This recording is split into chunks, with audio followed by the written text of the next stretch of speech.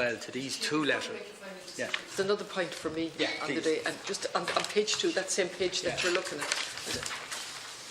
They kindly sent on information I asked about security of tenure, because it was always my understanding that you had security of tenure for life, subject to complying with your tenancy agreement, and that there was no difference between being housed under a voluntary body and a local authority, except in relation you could never buy the house out. That's what I understood. So your tenure for life. Over the last few years, I've seen voluntary bodies acquire housing, and it's not clear what security of tenure the tenants have. Are they 5-year leases, 4-year leases, 10-year leases? And that's what I was asking. And actually what they've done is quoted the legislation back to us and talked about Part 4's tenancies and so on. That was very kind of them to clarify the PRTP and the legislation. But what I asked was, say, take those units. In those units of almost 30,000, what is the security of tenure? Are they life tenure? Are they 5-year leases? Particularly in the past few years where accommodation was acquired from NAMA and different. Yeah.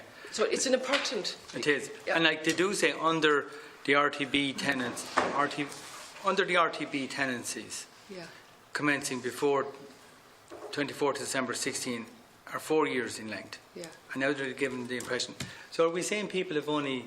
That's what I don't know. That's what we need that clarified. Yeah, because when you get a social house from a local authority, you have it. You have it the for idea life. That these can come up every 4 or 6 years is way out of... I don't know, and that's what I don't even know what the figures are, and I think we need to clarify. Yeah. So we're going to write back to the Council for Social Housing to clarify that remark in relation to the length of tenure. But it's not so much the remark as they haven't given us the information. They've told us what the PRTB, how they function and how the legislation. But what we want to know is a breakdown.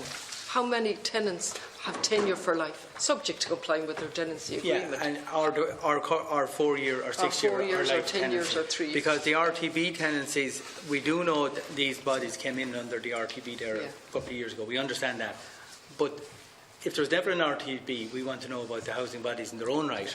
What is the tenure that they offered their tenants? Well, the PRTB was only to give extra protection to a tenant. Yeah. Which were private tenants up to the time that these houses came under it as well. But that didn't change. Shouldn't have. It shouldn't have. Yeah. And they don't deal with that at all. Well, it will apply to whatever houses they got in a particular way under NAM or something, if they only got them for a short space of time. But we don't know. We need to tease. Okay. Yeah. So what we're asking is, in relation to their 29,803 housing units, what is the tenancy for those tenants? How many have life tenancies? How many have tenancies maybe for 4 years or for 6 years or life tenancies? We need that. And then in addition to what the Controller and Auditor General has said, how many other units that are not accounted for here under all they can account for the Irish Council is their own members.